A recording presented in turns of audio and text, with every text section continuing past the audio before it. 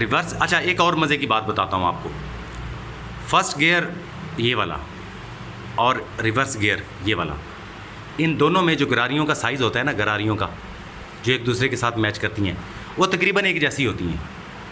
इसलिए जितनी first gear की स्पीड होती है ना, इतनी ही रिवर्स गियर की स्पीड होती है। और ये रही बात कि यार मैं अगर थर्ड गियर में जा रहा था तो मेरे अचानक रिवर्स गियर लग गया। बात समझें कि ये इंजन है, ये वाला इंजन की यहाँ से आपको मिल रही है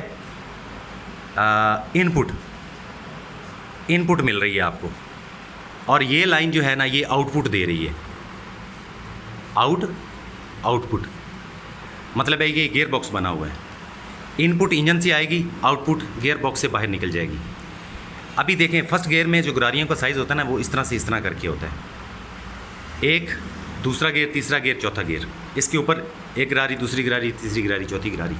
मगर बात जब की जाए ना रिवर्स की, तो रिवर्स में जिस तरह ये देखें, एक और दो, एक और दो, एक और दो, और एक और दो, दो, ये फॉरवर्ड गियर में मैं आपको कंडीशन बता रहा हूँ।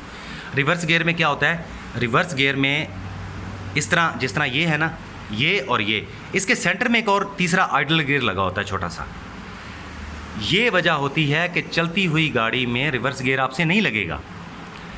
जो इनपुट हमारी मूवमेंट आ रही है ना इंजन से, मिसाल दे देता हूँ कि क्लॉकवाइज है, तो ये सिस्टम और गाड़ी का डिफरेंशियल सिस्टम, एक्सल सिस्टम, उसको क्लॉकवाइज को एंटी क्लॉकवाइज कर देता है, गाड़ी आगे चलती है।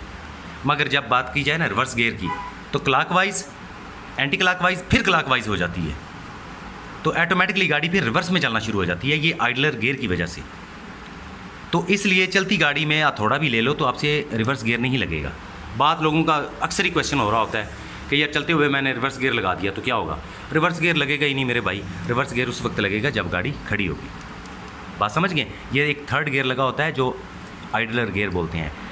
इंजन से सपोज कर लेते हैं क्लॉकवाइज थी, ये उसको एंटी क्लॉकवाइज कर देगा, फिर क्लॉकवाइज हो जाएगी, तो फिर गाड़ी जो है ना रिवर्स में चलती है। बात क्लियर हुई है।